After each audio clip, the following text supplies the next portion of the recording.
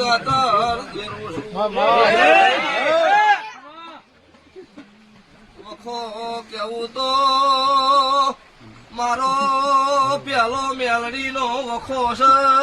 લાકડીનો હિસાબ તમારે મારો આલવો પડશે હું ઉગતા ફળની મેલડી છું ઓછો ખોતેડે આવી હતી ઇંદાડો મારા મોનવીન લાકડી છોડી હોય ખાટલ હુવારનારી ભગતો મેલડી આજની વેળા બોલે છે વખો મટી જા વખો મટે એટલે મને દેરાનો લઈ જઈને પૂછી લેજે